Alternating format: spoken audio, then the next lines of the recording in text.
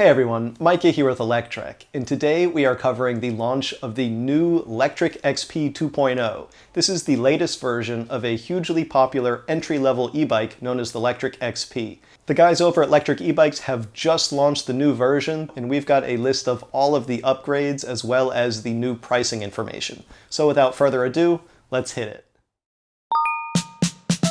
Now, the first big upgrade and the thing that is probably the most requested addition to the bike is suspension in the form of a new suspension fork. But it's not just a cheap dinky spring suspension fork, it is actually a hydraulic oil dampened fork. It doesn't look like there's huge travel here. I'm guessing it's probably something like, I don't know, 50, 60 millimeters. It just doesn't look that big, but this is a folding fat tire bike. It doesn't need to be that big because it's a small bike and it already has large air volume in those big tires. Now, in my original review of the Lectric XP, I said that I didn't really mind that there wasn't a front suspension fork because any cheap e-bike is going to have a cheap fork, and I didn't want some cheap spring fork that was just going to fall apart on me.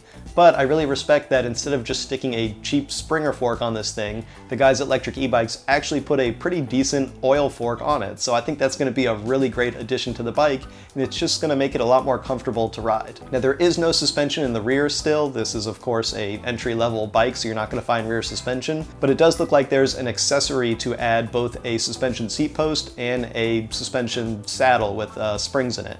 So if you want to deck this thing out and be fully suspended, you can with a few additional accessories. Yeah, it's not real rear suspension, but it'll definitely add to the comfort of the bike. Next, Lectric XP has added a number of mounting points to the bike. Not only did they swap out the light-duty rear rack they used to have for a heavier-duty rack, instead of a 50-pound rated, now it's a 77-pound rated, and it definitely looks a lot sturdier, but they also added mounting points for both a front and rear basket. So you can put a small basket up front and a big basket in the rear. There's even a mounting point for a lock down behind the seat tube, so you can just mount a lock back there and you don't have to zip tie on some dinky lock mount. Next, the tires have been switched. There used to be 4-inch fat tires on the bike, and now they have swapped to 3-inch tires.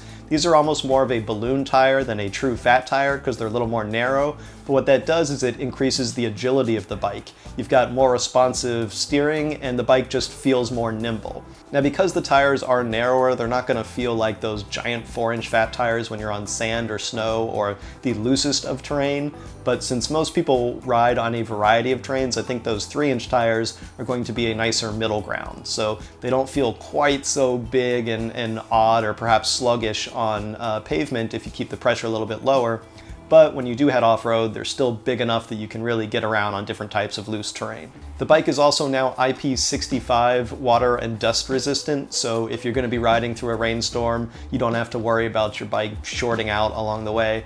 Obviously, you should try to avoid just, parking the bike outside and leaving it there for hours and hours in the rain. It's always best to bring it inside, but if you do get caught in a rainstorm or you splash the bike through puddles, you're not going to have to worry about it. There are also new handlebars. They're wider, so it means that there's more space on the bars to add accessories, like if you want to put a mirror or a phone holder or anything else you want to stick up on those handlebars. And they're also just more ergonomic. You got a bit of a wider grip and they're going to feel a little more cruiser-ish as you're riding around. So I think a lot of people are going to find that just a more comfortable upgrade. Now, of course, Lectric e-bikes was not able to add all of these upgrades for free. There is a price bump. The price increases from the previous $899 to $999. So $1,000 for this e-bike.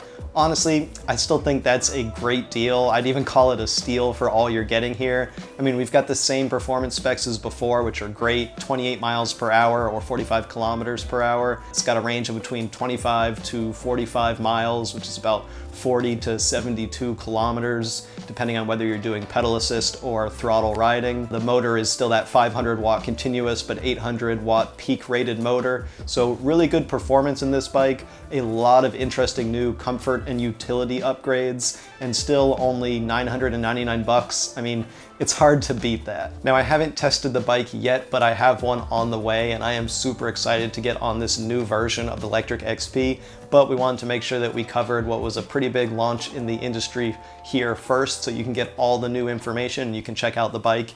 If you want to learn more, I have a full detailed article on the launch. It is linked in the description below this video, so just head down there, click that link, it'll take you to Electrek, and you can read all of the full details about this e-bike. Thanks for watching, everyone. We hope you enjoyed those details details on the launch of the new Lectric XP 2.0. If you did like the video, make sure you give it a thumbs up, and don't forget to subscribe either so you won't miss any of our future electric vehicle videos. We'll see you here next time.